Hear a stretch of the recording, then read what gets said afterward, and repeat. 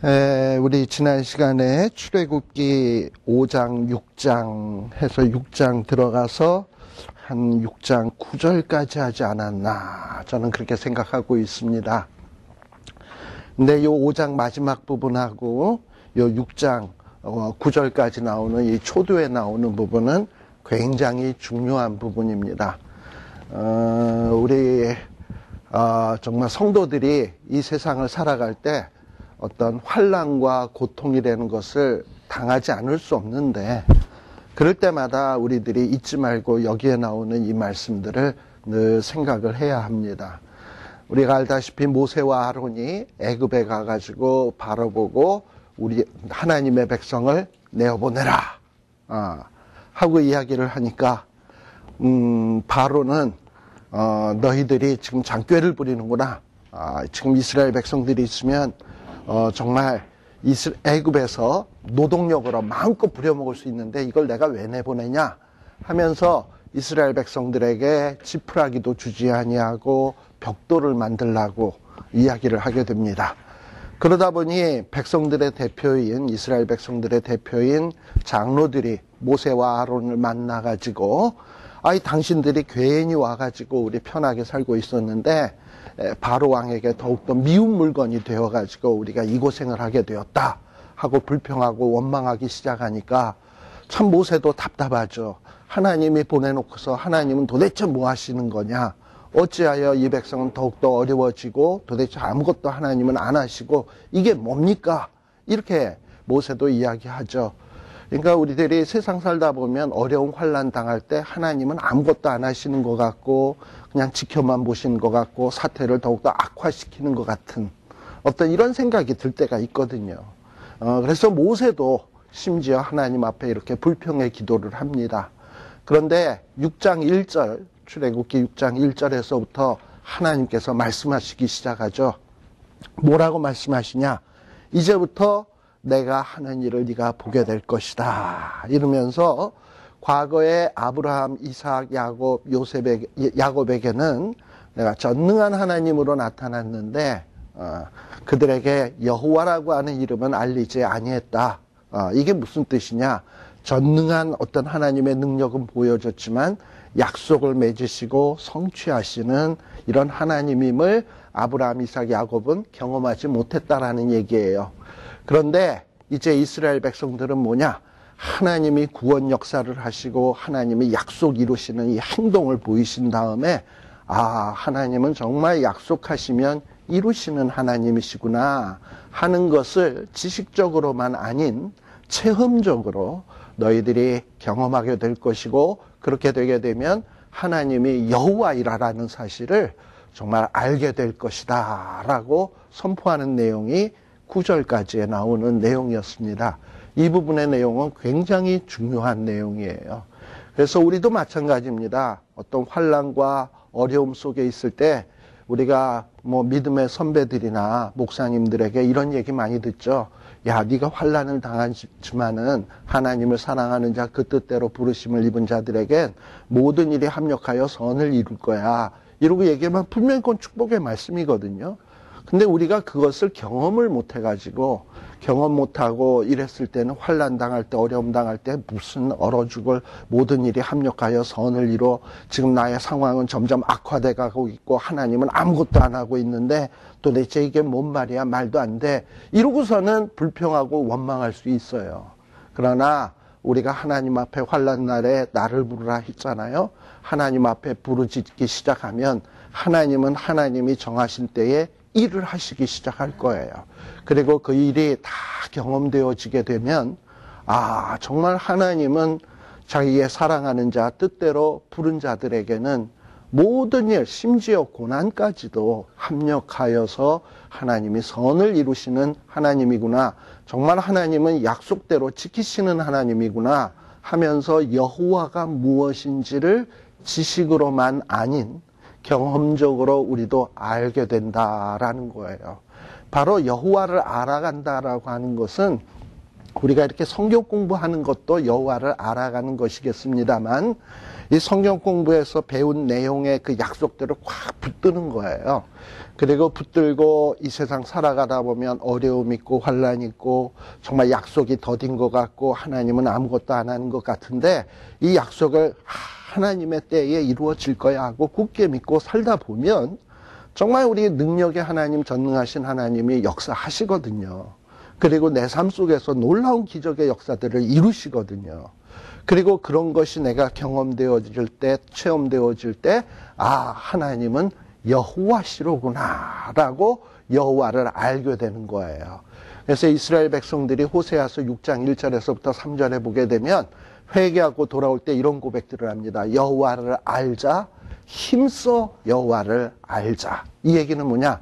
말씀 공부도 힘써 열심히 하고, 그리고 정말 약속이 잘 믿어지지 않고 불순한 생각이 들어온다 할지라도 약속은 믿어야 해 힘을 쓰면서 인내하고 견디다 보면 하나님이 체험되어지거든. 좋으신 하나님이. 그래서 우리가 가스펠송에서도 보면은 좋으신 하나님, 좋으신 하나님, 참 좋으신 나의 하나님, 이런 찬송 하잖아요. 그런데 이 찬송도 국민학교 1학년 애가 국민학교 한 5, 6살짜리가 물론 걔네들은 순수하니까 좋으신 하나님 이럴 수 있겠지만 그 마음속에 그 처절한 좋으신 하나님을 얼마나 체험했을까.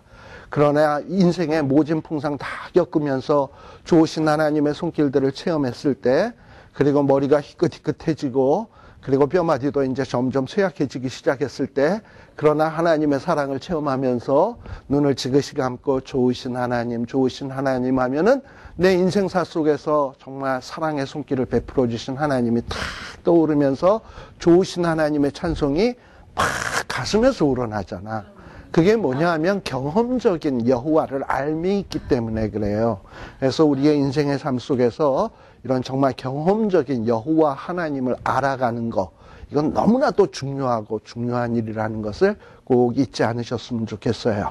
자, 그게 바로 우리 지난 시간에 얘기했던 6장 1절에서부터 8절까지에 나오는 내용입니다.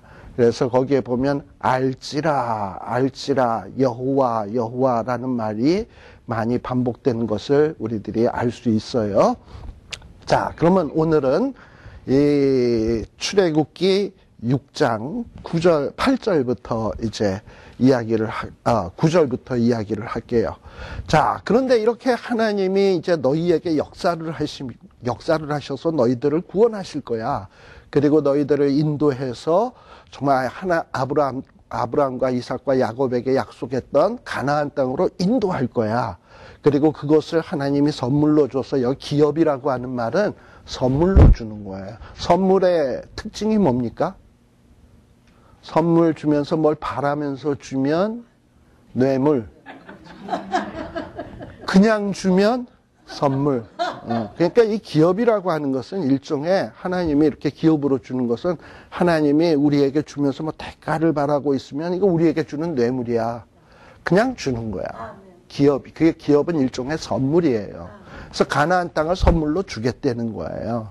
근데 그렇게 가나안 땅을 선물로 받고 애굽 땅에서 벗어나서 구원받고 가나안 땅까지 인도받아서 가나안 땅을 선물로 받게 되면 이스라엘 백성들이 뭘 안다고요? 야, 정말 하나님은 여호와로구나 라는 것을 고백하게 된다는 거 아닙니까? 근데 이 얘기를 지쳐있고 낙심에 빠져있는 이스라엘 백성들에게, 지금 이스라엘 백성들은 지푸라기도 안 줘서 벽돌 만드니까 고생이 더 극심해졌잖아요. 그러니까 입이 이만큼 나와가지고 모세를 불평하고 하나님을 불평하고 있는 중이거든요.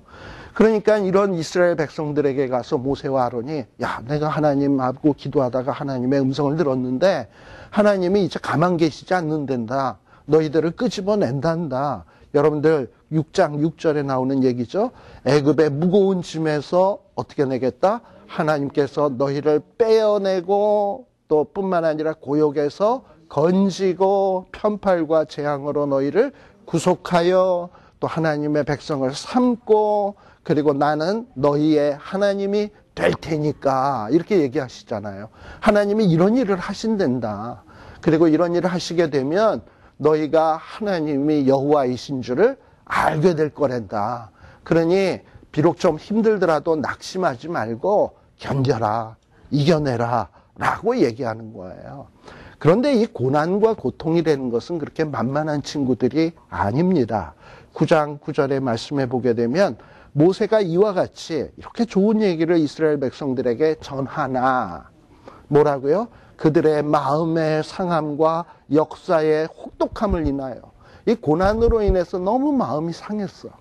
그리고 이 바로가 주는 고통이 너무나도 혹독해. 그러다 보니 고통이 심하고 마음이 상하게 되면 어떤 좋은 얘기를 해도 귀에 안 들린다니까.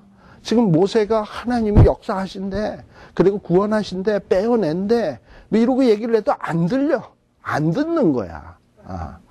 자, 그러면 이스라엘 백성들이 이거 안 듣는다고 해서 하나님이 할 일을 안 하시냐? 하셔요.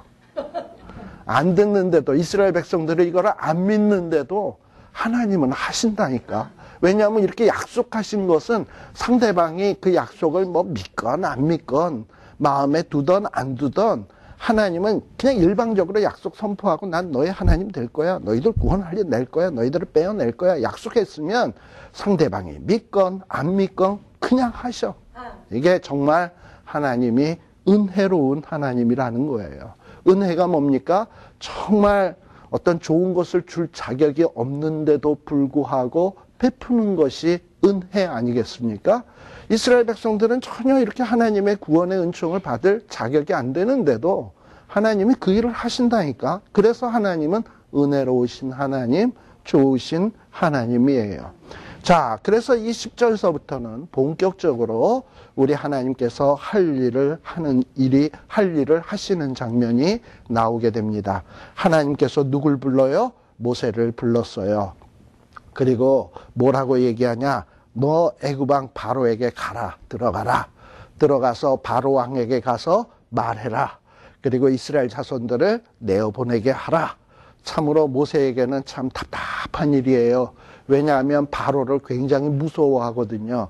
바로가 자기를 죽일 거라고 생각을 하는데 정말 가능하다면 안 만나고 싶은 사람이 바로예요. 근데 하나님이 가라는 거야. 그런데 그러다 보니 모세는 한 번 더 피해보고 싶은 심정에 12절 하나님 앞에서 뭐라고 얘기합니까? 아, 이스라엘 자손들도 내 말 안 듣는데 이 뭐 하나님이 구원해낸다, 뭐 여호와인 줄 알게 된다, 좋은 얘기를 해도 또 나의 백성 이스라엘 백성도 좋은 얘기도 안 듣는데 이스라엘 백성도 아닌 바로가 자기네가 부려먹고 있던 노예들을 다 끄집어내라 그러면은 이 불신자인 바로가 이 나쁜 얘기를, 자기에게 불리한 얘기를 왜 듣겠냐 이 말이죠. 맞죠? 예. 게다가 이 바로는 모세를 막 죽이려고 하는 자인데 이런 자가 왜 모세의 얘기를 듣겠느냐. 참 어떻게 보면 누구 말이 더 논리적인 것 같으냐 하면 인간적으로 보면 모세의 말이 훨씬 더 논리적입니다. 예. 자, 그럼에도 불구하고 하나님은 뭐라고 얘기하냐. 또 거기에다가 모세가 한마디 더 하죠. 뭐라고 얘기하냐면 나는 뭐가 둔하다? 입술이 둔한 자니이다. 뭐 이러고 얘기를 해요. 입술이 둔하다라는 얘기가 뭔가? 일종의 성경에서 입술이 둔하다라고 얘기할 땐 할례 받지 못한 입술 또는 무능한 입술 또 인간적인 여러 가지 실수를 저지르는 미천한 입술 이런 뜻을 상징하는 거예요. 그런데 모세는 사실 자기가 왕자로서 크면서 정말 이스라엘 백성은 자기밖에 구원할 자가 없다라고 자칭 자부하고 있었어요. 그래서 뭐 정말 자기의 백성들이 애굽의 그 간역자들에게 얻어맞고 있을 때 나서서 애굽의 간역자를 죽이고 이스라엘 백성들의 그 죽임당할 위기에서 구해줬잖아요. 그리고 또 이스라엘 백성들이 싸울 때 이것도 내가 중재해야 된다고 하고 나섰잖아요. 그런데 그런 결과 어떻게 되었냐? 뭐 모세를 통해서 이스라엘 백성들이 구원함 받았냐 하면 안 됐거든. 그리고 모세는 미디안 광야로 도망가는 이런 신세만 당하게 되었거든. 그리고 미디안 광야에 가서 뭐 한두 달 있었던 게 아니라 40년 동안을 그야말로 왕자였던 사람이, 애굽의 왕자였던 사람이 애굽 사람들이 가장 천하게 여기는 직업 양치기 역할을 미디안 광야 허허 벌판에서 40년 생활을 했거든요. 그러면서 모세는 어떻게 되었냐? 한없이 낮아졌어. 자신감도 잃어버리고 나 같은 게 이제 뭘 이런 어떤 지경으로 이르게 된 거예요. 그러니 나는 무능합니다. 말도 못합니다. 나 같은 게 뭘 구원하겠습니까? 라고 얘기하는 것은 너무나도 당연한 자예요. 그래서 나는 입술이 둔하다. 이러고 얘기를 하는 거예요. 자, 그랬더니 하나님께서는 뭐라 그러냐? 모세와 아론에게 다시 한번 말씀해서 가서 너는 이스라엘 자손과 애굽 왕 바로에게 딱 하나님의 명령을 전하고 이스라엘 자손을 애굽 땅에서 인도해 내라라는 거예요. 하나님의 종은 언제 진짜 하나님의 종같이 되어지느냐? 자기가 철저하게 무능하다라는 것을 깨닫게 될 때, 또 그런 사람을 하나님이 붙잡을 때, 이때 하나님의 종이 될 수 있는 거예요. 그래서 내가 뭘 할 수 있다 생각하게 되면 아니야. 그건 하나님의 종으로서 쓰임받기 힘들어요. 나는 무능한 종이니이다. 또는 나는 무익한 종이니이다. 그러면 하나님 뭐라 그러실까? 괜찮아. 내가 너랑 함께 하잖아. 이게 하나님의 종이야. 이게 하나님의 종의 모습인 거예요. 자, 이러면서 모세와 아론에게 너희들이 뭐 한없이 낫다고 생각하는데 괜찮아. 가서 인도해내라. 내가 너랑 함께 하지 않니? 이 얘기를 하고 있는 거예요. 자, 그러면서 13절이 딱 끝나고 갑자기 요 14절에서 15절, 16절, 17절, 18절, 그 다음에 뭐 뚜두두둑 해서 거의 뭐 마지막 부분까지 보면은 참 우리가 참 성경 읽을 때 읽기 싫어하는 이런 어떤 족보의 이야기가, 어떤 집안의 가문의 이야기가 쫙 나옵니다. 제가 이 오경을 읽을 때 중간중간에 이런 족보나 가문, 뭐 누가 몇 세, 뭐 이런 얘기들이 종종 나온다 그랬죠. 그럴 때는 그런 어떤 족보나 이런 가문에 대한 이야기는 어떤 역할을 하느냐? 앞의 이야기와 뒤의 이야기를 구분 짓는 역할을 한다라는 거 기억하시죠? 그래서 이런 어떤 가문에 대한 얘기가 나오면 요 앞의 내용에서 요 14절 이전에서 한 단락이 끝나는 거야. 그리고 요 가문에 대한 얘기 그 다음에 나왔을 때는 새로운 얘기가 시작되는 거예요. 그렇다고 해서 그러면 이 족보는 단순히 앞의 이야기와 뒤의 이야기를 구분 짓는 역할만 하느냐? 그게 아니라 또 이런 족보도 그 나름대로 성경 전체 속에서 어떤 역할이 있어요. 자, 근데 이 역할이 뭔가 하는 것을 여러분들 잘 한번 보자고요. 14절서부터 보게 되면 이스라엘 백성들의 명단이 나와요. 이 명단들은 주로 어떤 사람들이냐? 특별히 야곱 때 요셉이 미리 총리 대신으로 애굽에 가 있고 야곱 때 모든 식구들이 애굽으로 이민 가죠. 그래가지고 처음에 한 70여 명 되는 사람들이 애굽에 들어갔고 그 수가 번창해가지고 나중에는 남자 장정 60만에 해당되는 사람, 뭐 남녀 노소까지 다 포함하면 200만 넘는 사람들이 출애굽을 하게 됩니다. 근데 여기 200만 넘는 사람의 모든 명단을 다 쓰려면 이거 뭐 성경책 한 거 다 될 거 아니야. 그렇게 쓸 수는 없고, 그러니까 대표되는 어떤 이스라엘 백성들의 대표되는 그 조상들의 명단만 거기에다가 지금 쓰고 있는 거예요. 그래서 대표되는 이런 조상. 그렇다고 해서 하나님의 관심의 대상은 이스라엘 백성들의 그 대표되는 몇몇 사람에게만 관심이 있는 게 아니라 하나님의 관심은 이스라엘 백성 전체에 관심이 있어요. 근데 이 백성들을 내가 구원해낸다 하고 그 이름들을 다 쓰려 그러면 너무나도 지면이 많이 필요하니까 그 중에서 대표되는 사람만 이름을 따다다다다다 언급하고 있는 겁니다. 그래서 여러분들 여기에 보면 루벤 자손에서부터 루벤, 그 다음에 또 아들이 누가 있나요? 14절에 보면 루벤하고 루벤의 내 아들들의 이름이 쫙 나오죠. 예. 그 다음에 또 15절에 보면 누구? 시므온이 나오고 시므온의 아들들이 나오죠. 그 아들들이 이제 족장이 되는 거야. 400년이 지나면서. 자, 그 다음에 16절에 보면 또 누가 나와요? 레위의 아들들이 나오고, 뭐 그러면서 이 이스라엘의 그 자손들의 이름들이 쭉 이렇게 언급이 되고 있습니다. 자, 그런데 이 르우벤도 보면은 아들들의 이름만 나오고 15절에 보면 시므온의 아들들의 이름만 나오잖아요. 근데 이상하게 16절서부터 이렇게 보게 되면 레위의 아들들은 이르면서 아들들의 이름이 나오는데요. 거기에 보면 좀 더 다른 르우벤이나 시므온보다도 좀 더 구체적으로 쓰고 있다는 것을 여러분들이 눈치챌 수 있을 거예요. 그러면서 레위의 아들들의 이름은 그 연치대로 이런 말도 없었죠. 뭐 게르손, 고핫과 무라리요. 그러면서 이 레위가 몇 살까지 살았다. 이 수라고 하는 말이 나오죠. 수라는 거는 인생의 수명. 몇 살까지 살았나? 137세를 살았다라는, 레위는 몇 살까지 살다 죽었다라는 얘기를 성경에서 기록을 하고 있어. 반면에 여러분들 르우벤과 시므온 같은 경우에 몇 살까지 살았다라는 게 언급되어 있습니까? 안 되어 있습니까? 안 돼 있죠. 그렇죠. 르우벤과 시므온은 그게 없어. 그러니까 레위에 대해서는 굉장히 자세히 쓰고 있어요. 또 뿐만 아니라 거기 보면 레위 아들들이 누구라고요? 게르손, 고핫, 무랄인데 17절에 보면 게르손, 그러니까 레위의 아들들의 이름까지 또 나와. 게르손의 아들들은 그 가족대로 림니와 시므이요. 또 게르손만 나오는 게 아니라 둘째 아들이었던 고핫. 고핫의 아들들은 아므람과 이스라엘과 헤브론과 우시엘이요. 심지어 고핫의 수는 몇 살까지 살았다? 레위의 고핫은 뭐가 되는 겁니까? 레위의 아들이죠, 고핫이. 그러면서 그 레위의 아들 고핫도 몇 살까지 살았다? 130세를 살았다. 뭐 이런 얘기가 나와. 또 무라리도 무라리의 아들 이름까지 나오고. 그렇죠? 예.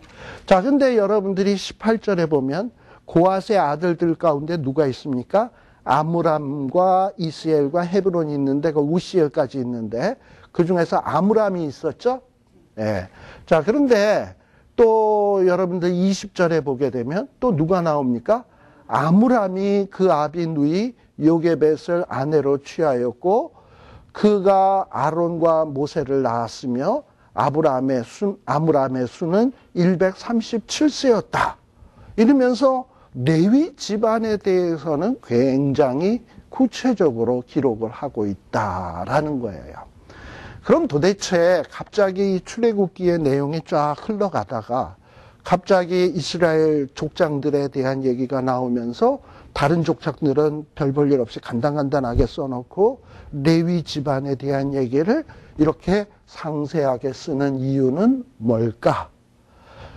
그것은 다름 아닌 이 출애굽기에서 이제 이스라엘 백성들을 구원해낼 때, 물론 그 구원해내는 역사는 하나님이 하시는 일이지만 특별히 레위 지파에 모세와 아론을 주의 종으로 삼으셔서 하나님께서 이스라엘 백성들을 구원해내고 있기 때문에 특별히 이 레위 집안에 대해서 구체적으로 언급을 하고 있는 거예요. 이해가십니까?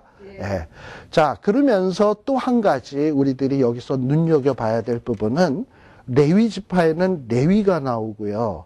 그 다음에 레위의 아들 중에 두 번째 아들들, 뭐 게르손도 있고 뭐 고핫도 있고 무라리도 있습니다만, 그 다음에 레위의 그 장자권이 누구에게로 이어지냐?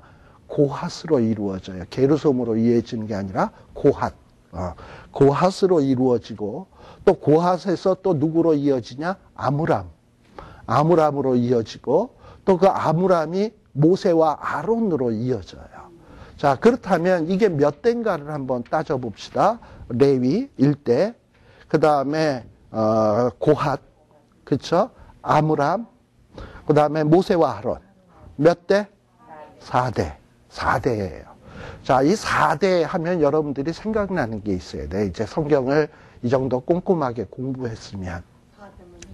창세기 15장에 보게 되면 하나님께서 아브라함에게 약속하시기를 너희가 지금은 이렇게 가나안 땅에 있지만 장차 애굽 땅에 내려가게 될 거다.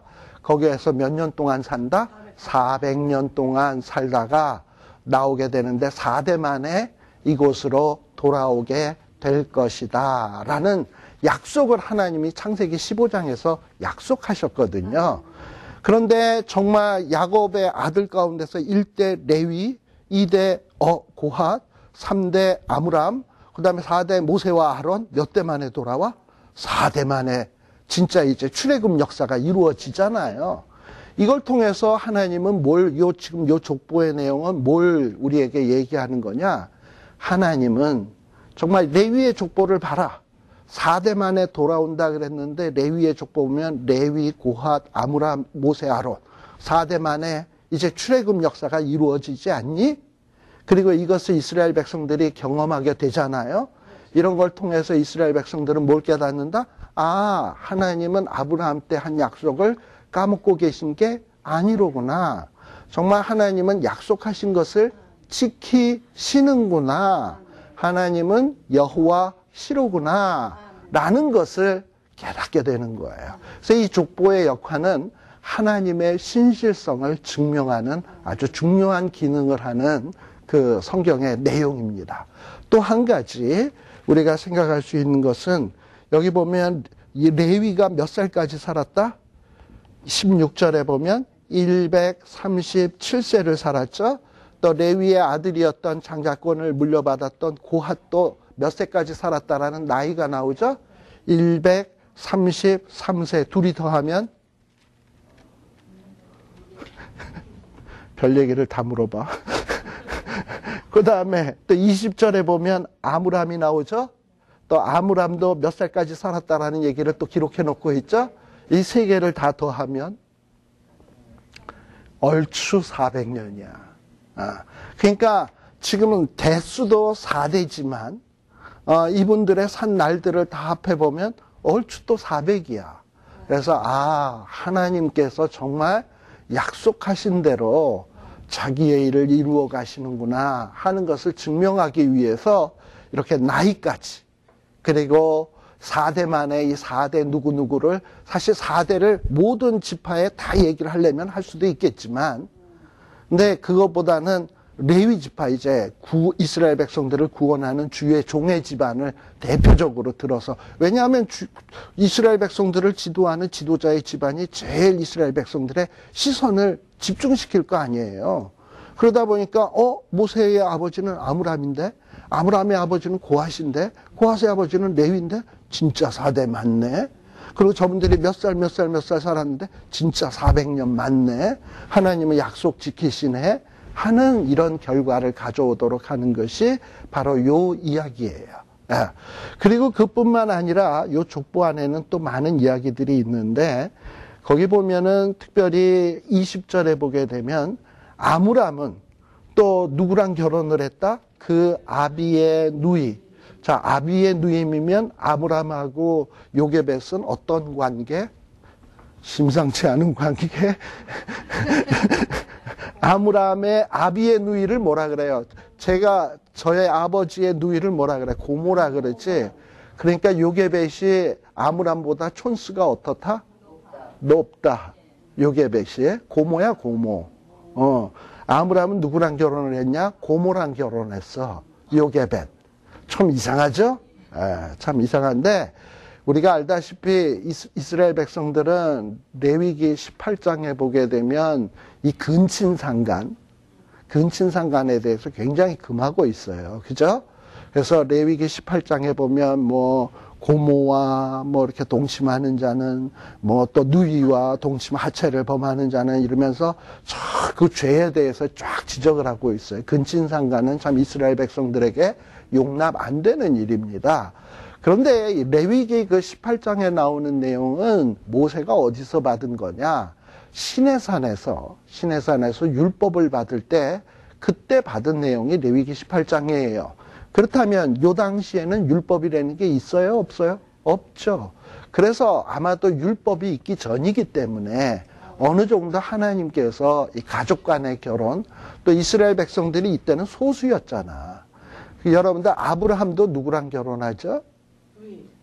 어떻게 보면 친척과 결혼하는 거잖아. 이삭은 마찬가지죠. 그런 식으로 이 처음에 초기에 이스라엘 백성들 초기에는 이렇게 가까운 혈연들하고 결혼이 이루어졌어요.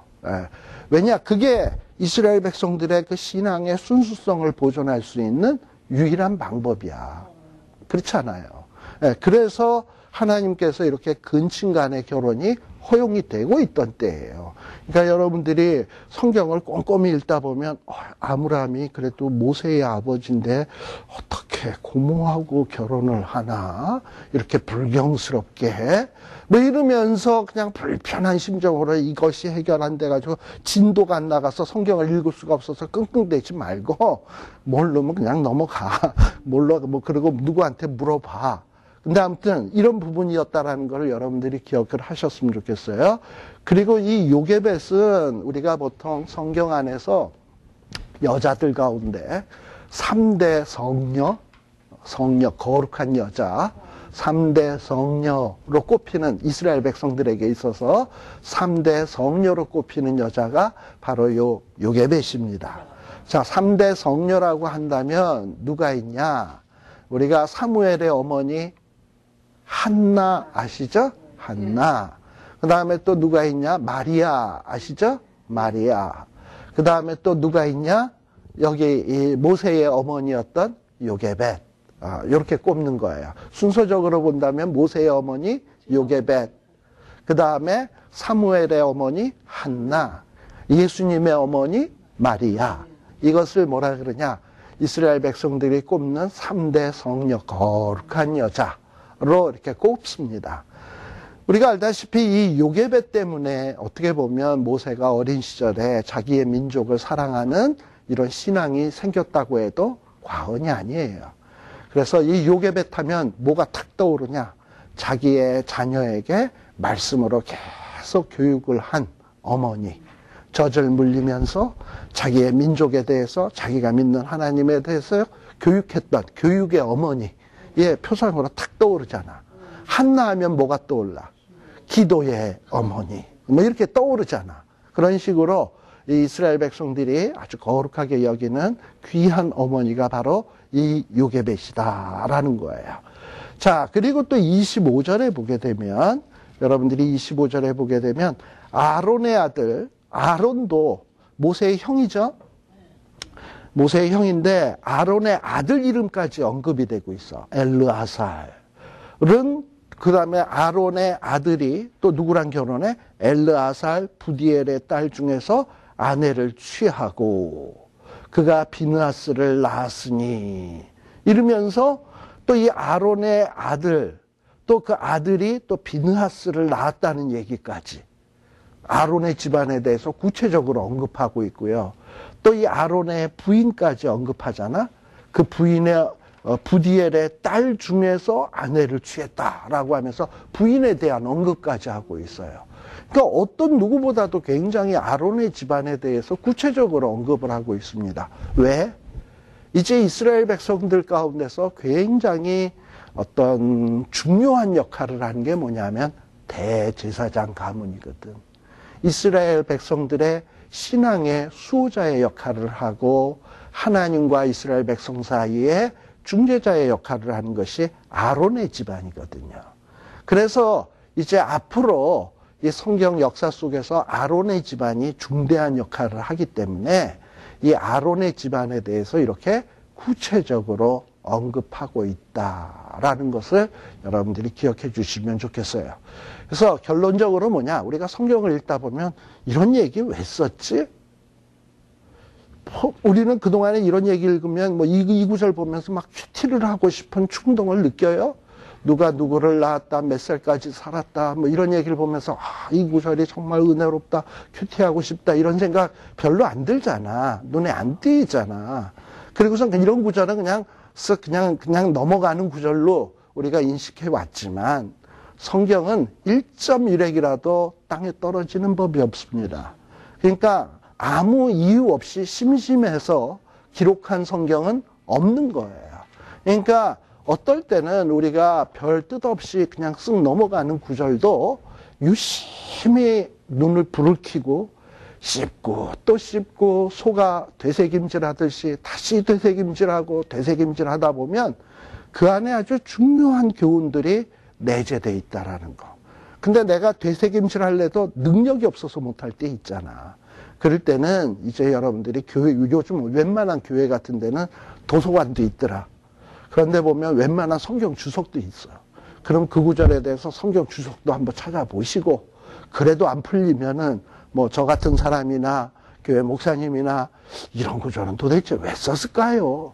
이러고선 목사님과 함께 연구를 해본다든지, 또 목사님들한테 또 너무 어려운 거 물어보면요, 목사님 싫어해요. 저의 나를 시험하나? 이러고서는 싫어한다고. 목사님들이 다 안다고 생각하지만 저도 물어보면 다 몰라. 그러니까는 물어보면 우리 함께 연구해 봅시다 하고 함께 연구해 보면서 씹고 또 씹고 이러다 보면 성령 하나님께서 기가 막힌 지혜를 주시고, 아, 여기에 이렇게 깊은 진리가 있구나 라는 것을 깨우쳐 주시는 거예요. 그러면서 하나님이 얼마나 신실한 하나님인가, 또 하나님의 계획이 얼마나 놀라운가 하는 것들을 우리가 깨달으면서, 아, 정말 하나님은 여호와시로구나 하는 것을 다시 한번 되새길 수 있는 구절이 바로 이 구절이었다라는 것을 기억하십시오. 최영숙 권사님이 뭐 저한테 24절에요. 네, 24절에. 보라의 아들은 이딸과 엘가나인데 엘가나가 한나의 남편 아니고. 그 엘가나 이름이 성경 안에는 동명이인이 많아요. 예. 그리고 여기에 보면은 엘르 아살도 있고 엘리 에셀도 있고 그렇잖아요. 예. 그래서 우리가 성경 안에 보면은 그 좋은 이름들 예를 들면은 나중에 우리 역사서에 보면 여호람 하면은 여호는 여호와의 약자고요. 람은 뭐냐면 높다, 위대하다 이런 뜻이에요. 여호람. 얼마나 이름 좋아요. 그죠? 근데 이 여호람 이름을 가진 왕들은 참 그지 같은 왕들이었어요. 근데 이 여호람 왕은 남방 유다에도 왕이고 북방 이스라엘도 왕이에요. 그러니까 거의 동시대에 살면서 이름은 같은데 다른 사람이거든. 왜 이렇게 다른 사람이 같은 이름을 쓰냐? 이름이 좋잖아. 여호람. 그래서 이 이름이 좋으면 이 사람도 쓰고 저 사람도 써요. 지금 이스라엘에 가서 아브라함아 이러고 얘기해 보세요. 뒤돌아보는 사람 많습니다. 아시죠? 무슨 아브라함 뭐 이렇게서 이제 아브라함도 많아요. 하다못해 예수도 있더만. 주지시들 가운데. 그러니까는 뭐 그래요. 그러니까는 그걸 아시고. 근데 아무튼 이렇게 25절까지 나오는 이 족보 굉장히 재미없는 내용이지만 이 출애굽기 안에서는 어떤 중요한 역할을 하는 하나의 그런 내용이다라는 거예요. 자, 그러면서 뭔가 하나님이 어떤 일을 행하신다 그랬잖아요. 자, 그러면서 이 레위의 족보가 나오니까 이 레위의 지파의 족보가 나오니까 레위의 지파가 이스라엘 백성들을 구원하는 중추적 역할을 한다 하지 않았습니까? 그런데 성경은 잘 보세요. 자, 26절에 보면 이스라엘 자손을 그 뭐대로 군대대로 애굽 땅에서 인도하라 하신 여호와의 명을 받은 자는 이 아론과 모세요. 우리는 레위의 족보가 나오니까 이제 출애굽의 주인공은 레위의 족보에 속한 모세와 아론인가 보다 이런 생각이 딱 들잖아. 근데 이런 선입견을 탁 얻기 위해서 뭐라고 요 26절에서 언급하냐 하면 애굽 땅에서 인도하라 하신 여호와의 명을 받은 자는, 그러니까 명령을 하신 자는 누구야? 여호와. 그러니까는 누가 지금 구원을 하는 거야? 모세와 아론이 이스라엘 백성들을 출애굽을 시켜요? 아니면 여호와가 하시는 거야? 그러니까 출애굽의 주인공은 누구다? 여호와 하나님이고, 모세와 아론은 물론 주도적인 역할을 하지만 얘네들은 여호와의 명을 받아서 하는 여호와의 종일 뿐이다라는 것을 분명히 선을 딱 긋는 거예요. 아시겠습니까? 그러면서 26절에 보면 이스라엘 자손을 그 군대대로라는 말이 나오죠. 왜 하필 군대일까? 여러분들 이스라엘 백성들이 애굽에서 400년 있는 동안 무슨 군사 교육 받았다라는 거에 대해서 들어보셨습니까? 없죠. 뭐 했습니까? 벽돌 구웠어요. 지푸라기 없이 벽돌 굽고 노예살이만 했어요. 그러니 군인다워요? 아니요. 군인하고는 전혀 관계가 없어요.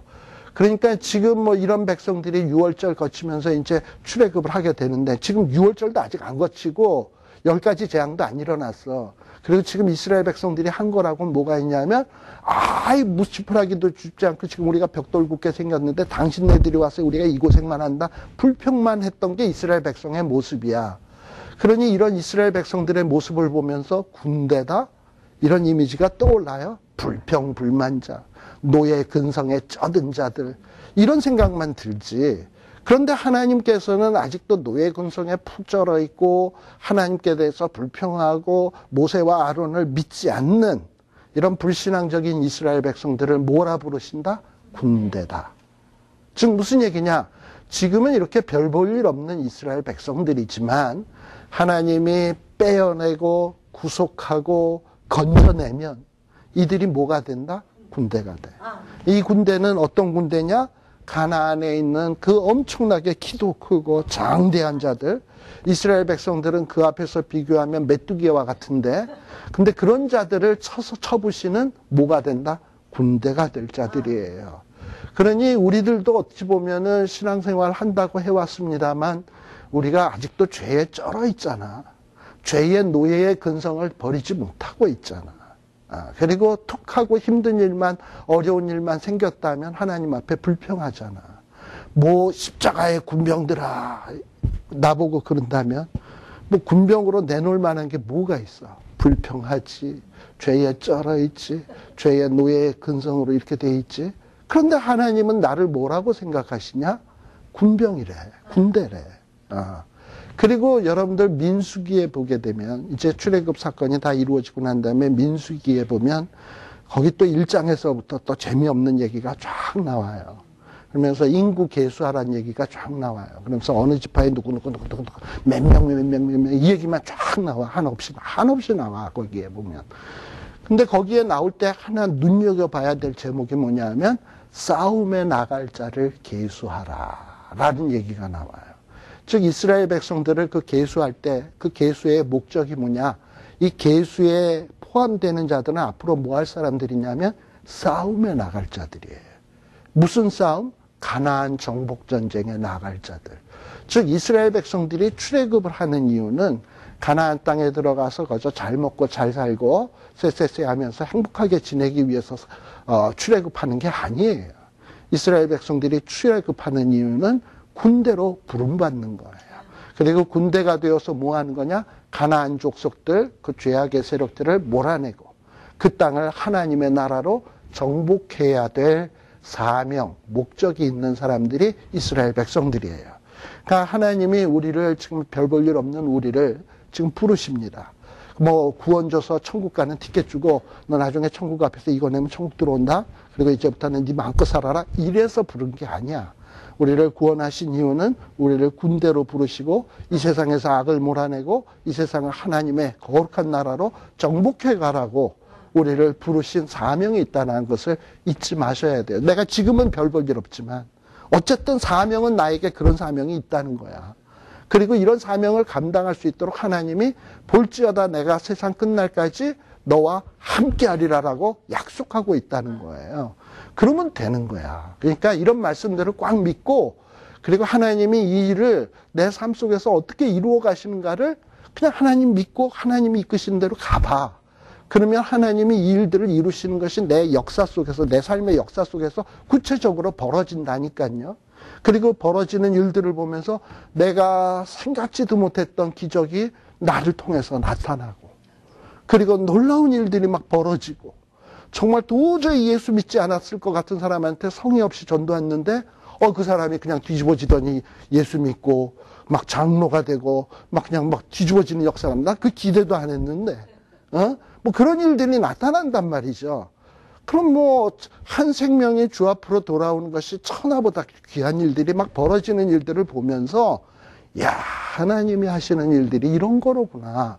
그러면서 우리가 뭘 어떻게 된다?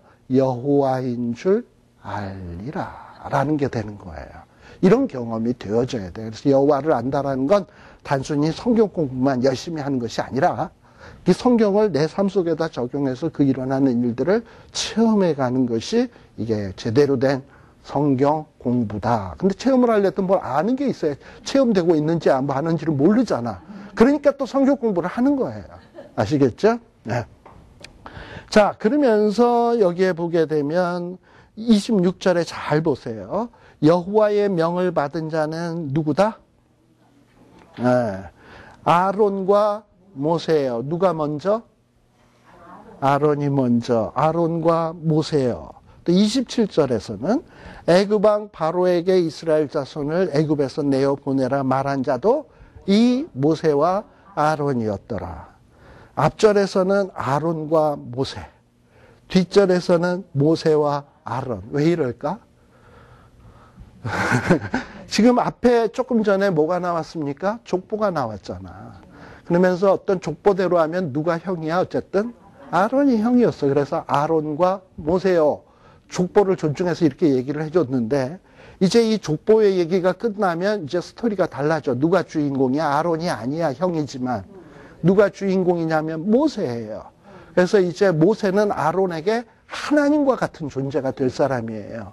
그래서 이제 27절서부터는 이제 하나님의 명령을 받아서 이스라엘 자손을 끄집어내는 자는 누구냐? 모세와 아론이 되는 거예요. 그래서 모세가 앞서게 된 이유다 이 말입니다. 그래서 간혹 우리가 성경을 보다 보면 이런 어떤 이름의 순서까지도 성경은 아무렇게나 기록하고 있는 것이 아니다. 굉장히 뜻을 가지고 기록하고 있다라는 것도 여러분들이 불을 켜고 아주 그냥 꼼꼼히 읽다 보면 이런 것들이 보이기 시작하는 게입니다. 아시겠죠? 자, 그러면서 이제 27절이 딱 끝나고 28절에 보면 뭐가 나오냐? 제 성경에는, 옛날 성경에는 동글맹이가 있어. 이렇게 앞단락과 뒷단락을 딱 하는. 이렇게 이제 새로운 얘기가 시작이 되는 거예요. 이전까지는 모세와 아론이 하나님 앞에 명령을 받는 장면이었다면, 이제부터는 이제 하나님이 이제 내가 편팔과 끄집어내고 건져내고 하겠다 그랬잖아. 이제 하나님이 일하시는 장면이 이제 본격적으로 시작되는 내용이 바로 요 28절서부터 시작되는 겁니다. 자, 그래서 여호와께서 애굽 땅에서 모세에게 말씀하시던 날에 여호와께서 모세에게 말하기를 뭐라 그러냐? 나는 뭐다? 여호와라. 약속 지키는 하나님이라 그랬죠. 내가 내게 이르는 바를 너는 애굽 왕 바로에게 구하라. 바로가 무섭다 하더라도 겁먹지 말고 구하라는 거예요. 자, 그런데 이 30절에 나오는 얘기도 앞에 했던 내용의 반복이죠. 나는 입술이 둔한 자인데 어떻게 나를 들으리까? 이 얘기를 다시 한번 반복하는 이유는 중간에 레위 족보가 끼어 들어갔잖아. 그래서 뭔가 이야기가 단절된 듯한 느낌이 들잖아. 그러니까 앞의 내용과 연결을 하기 위해서 다시 한번 이전에 했던 끝부분에 대한 얘기를 싹 삽입을 하는 거예요. 여러분들 TV 같은 데 보면 연속극 같은 거 보면은 제처가 무슨 연속극 본 얘기 하지 말라 그랬는데, 근데 무튼 연속극 같은 거 보면은 시리즈가 이렇게 딱딱 끝나면 1편 끝나고 2편 시작하잖아요. 그럼 2편 시작할 때 1편의 끝장면 같은 거를 잠깐 떼서 시작하고 그 다음에 이제 2편 시작하는 거 아시죠? 그러니까 앞에 내용 저 끝나는 지점의 끝부분의 얘기를 자꾸 조금 언급을 하고 다시 시작을 하는 거예요. 이해가시죠? 이런 어떤 효과가 있는 거예요. 그러니까 성경은 굉장히 요 어떤 구성에 있어서 아주 주도 면밀하게 이렇게 한 구절 한 구절 의미 없이 쓰지를 않아요. 이해되시죠? 그래서 28절에서부터 30절에 보면 요 했던 얘기를 왜 반복하는 것인가 하는 거를 좀 여러분들이 생각할 필요가 있습니다.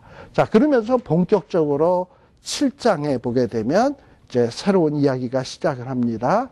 자, 7장에 보게 되면 여호와께서 모세에게 이르시되 이제 어떤 이스라엘 백성들을 구원하는 데 있어서 모세와 아론이 어떤 역할을 하게 될 것인지를 분명히 선을 딱 그어줍니다. 비록 아론이 형이지만 누가 주도적으로 하나님의 명령을 받느냐? 모세가 받는 거예요. 모세는 이제 앞으로 어떻게 되느냐? 바로에게 신이 된대.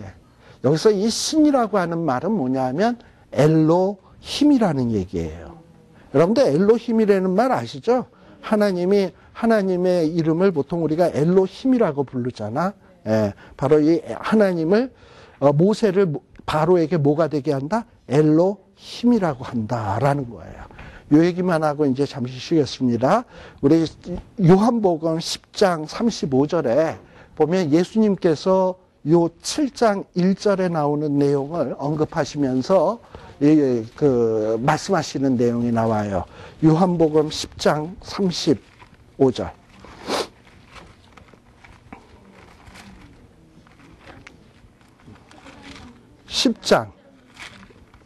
10장 마태, 마가, 누가, 요한복음. 거기 보면 우리 예수님께서 예수님에게 대해서 깐지발 거리면서 예수님을 꼬투리 잡으려고 하는 자들이 좀 있었어요. 그렇죠? 그랬는데 거기에 대해서 예수님이 콱 못을 박으면서 하시는 말씀이 요 10장 34절부터의 얘기예요. 특별히 33절에 보면 유대인들이 예수님을 보고 참남하다 막 이러고 얘기를 한단 말이야. 자, 그러면서 뭐라고 참남하다고 얘기하냐면 예수가 사람인데 자기가 막 하나님이라고 그러니까 하나님의 뭐 아들이다 뭐 이러고 얘기를 하니까 참남하다고 막 욕을 하는 거예요. 그래서 거기에 대해서 우리 예수님께서 그들에게 못을 박으면서 하는 얘기가 바로 이 출애굽기 7장에 나오는 내용을 인용하면서 말씀하시는 내용입니다. 자, 그런데 34절에 뭐라고 얘기합니까? 예수께서 가라사대 너희 율법에, 특별히 이 율법 어디냐면 출애굽기 7장 1절에 나오는 내용, 요거를 얘기하는 거야. 7장 1절에 보면 기록한 바 내가 너희를 신이라 하지 아니하였느냐. 특별히 하나님께서 모세를 바로에게 뭐가 되게 한다? 신이 되겠다. 신이 그냥 신이 아니라 엘로힘이라 그랬죠. 엘로힘이 되겠다고 하지 않았느냐. 그러면서 35절에 뭐라 그러냐? 성경은 폐하지 못하나니 하나님의 말씀을 받은 사람들을 뭐라고 했다? 신이라 하여, 엘로힘이라 하였거든. 이렇게 얘기를 하는 거예요. 자, 지금 모세는 바로에게 가서 뭘 전하는 겁니까? 하나님의 명령을 전달하는 거야. 내 백성 내어 보내라. 그리고 하나님께 예배케 하라. 이 명령을 모세가 가서 전하는 거야. 근데 이 모세가 가는 것은 뭐냐면 하나님의 대리인으로 가는 거야. 그러니까 모세는 하나님인 거야. 바로 앞에. 아시겠습니까? 자, 그렇다면 이 얘기를 오늘날 우리에게 적용을 해봅시다. 하나님의 말씀을 받은 자를 35절에서는 뭐라고 얘기한다고? 신, 엘로힘이라고 하는 거예요. 자, 그러면 우리가 하나님의 복음의 말씀을 들고 이 세상에 나아가는 것은 어떤 신분으로 가는 거야? 인간 김철원? 아니야. 그들에게 있어서 뭘로서 가는 거냐면 신으로서 가는 거예요. 주눅들 이유가 눈꼽만치도 없어요. 그러니까 우리가 아주 담대하게 나가야 돼. 저들이 나를 이렇게 반대할 수도 있고 나에게 협박할 수 있다 그랬지만 다윗의 그 심정을 가져야 돼. 블레셋 보고 너는 칼과 창으로 내게 나아오지만 나는 만군의 여호와의 이름으로 내게 나가노라 하는 이런 배짱, 여호와의 대리인 하나님으로서 쫙 나가는 거예요. 그러니까 우리가 이렇게 말씀을 공부하고 여러분들이 세상의 불신자들에게 전도도 할 것이고 때로는 교회 안에 나보다도 신앙이 연약한 자들에게 1:1 제자 훈련도 시킬 것이고 구역장으로서 말씀을 가르칠 때 말씀을 받은 자를 하나님께서 뭐라 그러냐? 신이라 하신다. 그러니까 그것을 그렇게 우리가 대단한 자다라는 것을 여러분들이 아주 그러다 보니까 저도 어깨에 힘이 팍 들어가네. 잠시 쉬었다 가겠습니다. 네.